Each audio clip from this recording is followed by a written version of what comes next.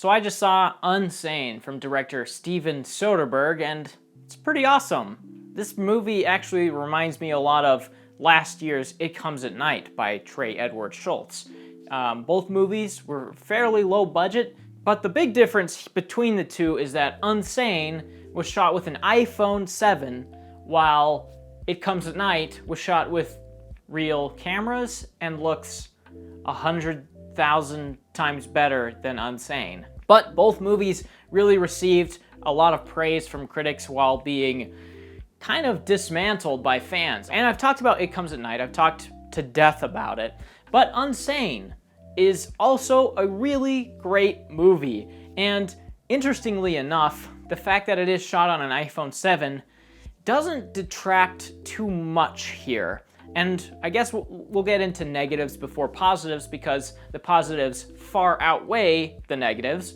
So the negatives here, the big one is obviously the fact that this movie just looks cheap.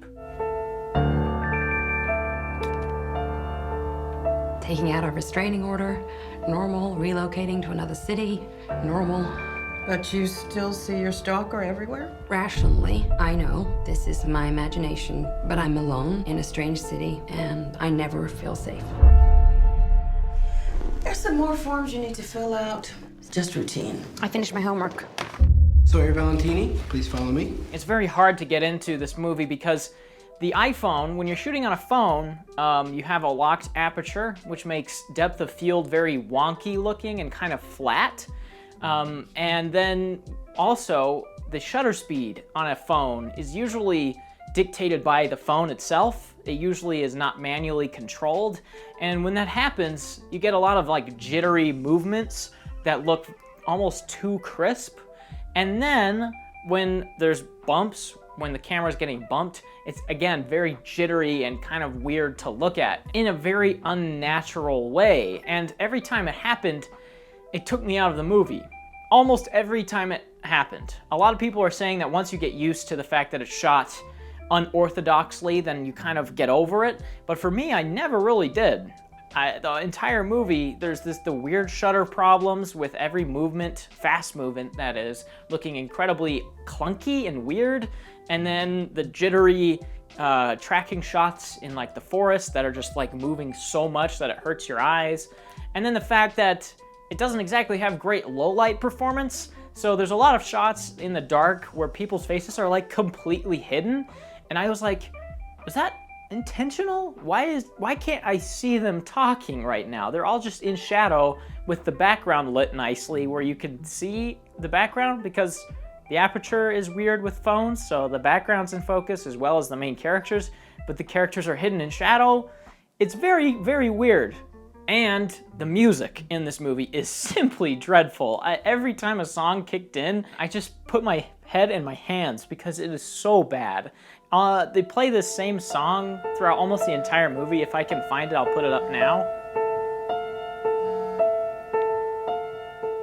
And this song plays throughout the entire movie, and it's so cheap sounding. It sounds like they got like one of those electric keyboards and then played a couple notes on there and then added some GarageBand sounds in. It just sounds so cheap.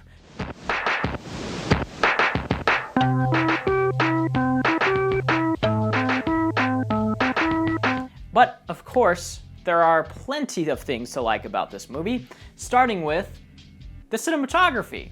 I know, it's weird. I mean, I've been bagging on the fact that the movie looks cheap for the past 5 minutes, but now I say that the cinematography is good. That doesn't make sense, right?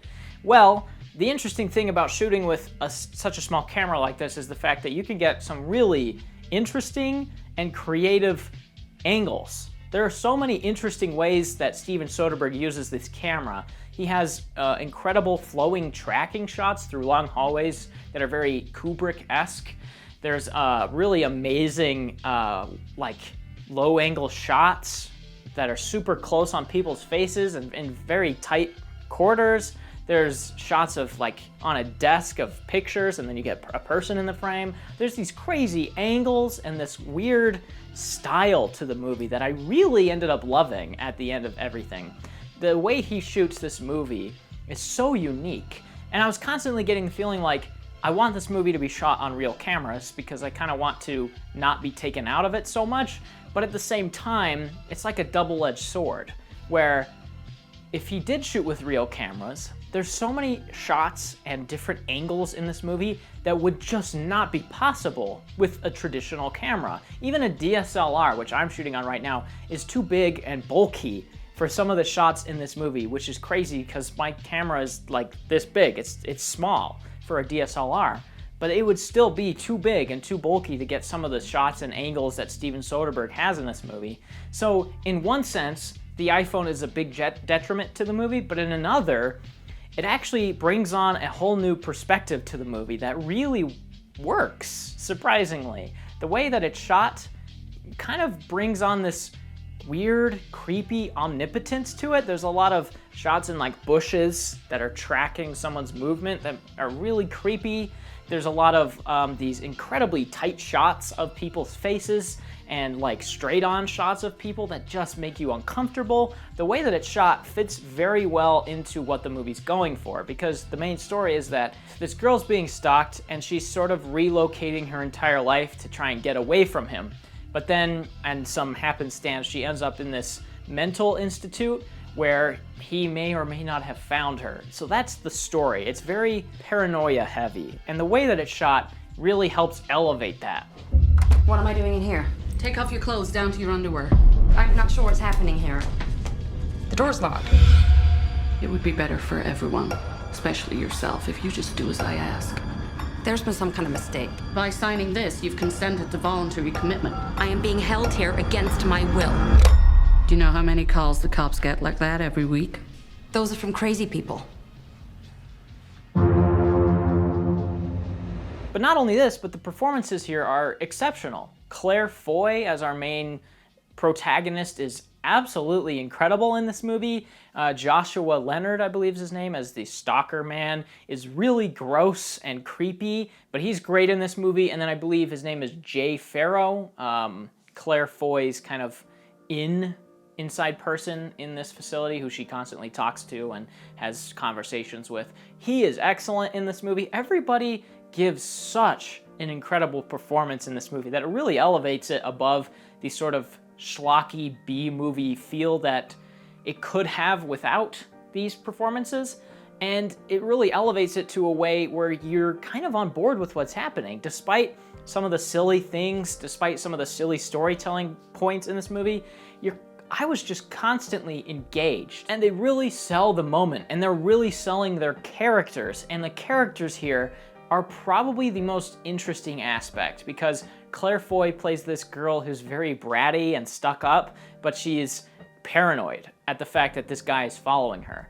And so she's being horrible to a lot of people and kind of abusive to people, hitting them, throwing coffee on them, screaming insults in their faces. She's not a very good person, but you're very sympathetic towards her because of her situation, where she's relocated her life. She's constantly on edge and paranoid about who is around her, to the point where you kind of get it. You get why she's making the decision she's making, you get why she's in her situation, and you get her means of trying to get out of it. And there's a lot of times when the way she tries to get out of her situation are fairly clever, where I was like, I see what you did there.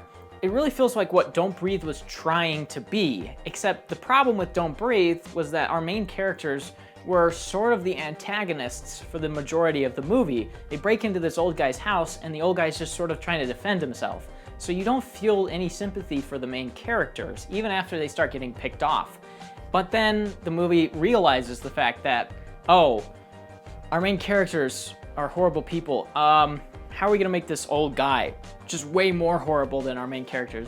Oh, let's give him a rape dungeon. Let's just take it up to 11. Let's just notch this movie way up to 11, and then the main characters will be sympathetic. And that's sort of why I don't really like Don't Breathe, is because it's kind of this flip-flopping tone of who you should root for or who you should not root for. But Unsane is consistently locked into our main character. And even though she does some really bad, horrible things to people, you kind of get it, and you're kind of on board with her. This man, he's followed me all the way here from Boston. I'm calling the cops. I want him arrested. My stalker is here. We did a thorough background check. You should be protecting me. Mom, no one believes me. I'm getting you out. There's nothing we can do unless you have proof that a crime's been committed.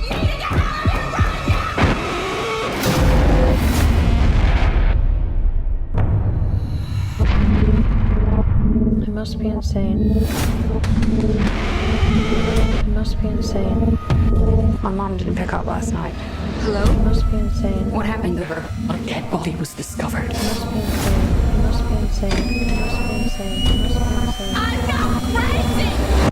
And then, of course, in kind of trashy B-movie style, there's a absolutely bonkers third act that goes completely off the rails that I loved. I loved how this movie ends. It goes completely nuts, and it works. It never quite goes so far where it's unbelievable, and it never goes not far enough. It's just right down that middle where it's perfect. It goes to extremes, but just not too extreme, because then that would get too silly for the subject matter. But it doesn't kind of just peter out and die either. It has a really satisfying conclusion that you can really get on board with, I think, that I really got on board with. So I really enjoyed this movie, despite it being fairly cheap and fairly simple in the way that it's executed. It just works. Steven Soderbergh knows how to make movies, and he knows how to get great performances out of his actors. He knows how to write and get great characters that are incredibly sympathetic. He knows how to just finish a movie off in a very satisfactory way that works for the movie. He knows how to get a consistent, interesting tone, and he knows how to work a camera. Like, man, does he know how to get the most out of an iPhone. But let's not pretend like this was the first movie shot with an iPhone. Tangerine was also shot with an iPhone, and I would say that that movie is a little bit more cinematic than Unsane, and it also fits better with that movie, shooting it with an iPhone, because the subject matter is so trashy that shooting with an iPhone and being kind of trashy just works in its favor more than Unsane. So I really like the movie. I think you should all see it. Again, critics are really loving it, and fans are not. So don't go in expecting this to be a big jump fest, scare-a-minute romp or riot or whatever, because you'll be disappointed, as a lot of people in the audience I saw it with were. So just go in knowing that it's gonna be an unsettling, paranoia, psychologically driven movie that is really enjoyable and has a surprising sense of humor. So I'm gonna give this movie probably a 7 and maybe even an 8 on a second watching. I'm thinking an 8. I like it that much. So definitely check this out, and I'll see you in the next video. Bye-bye. What the? Who's out there?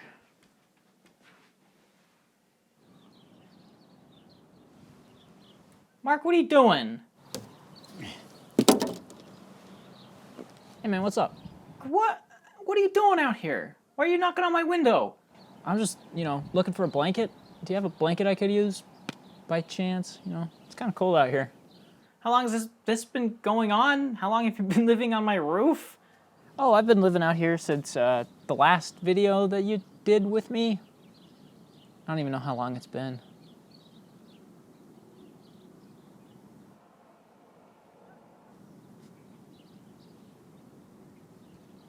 Anyway, yeah, you got a blanket?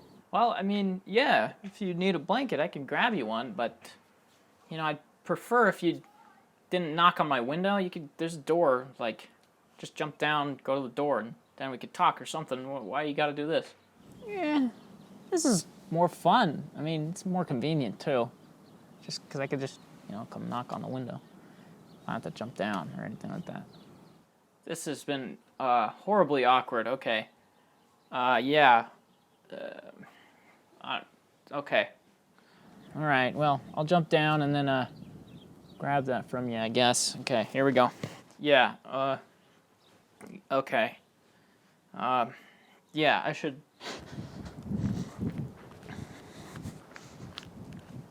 Ooh, that's a long jump. I'm not gonna do that. I should turn off my camera. Hold on, I'll be back. I'm gonna turn off the camera here.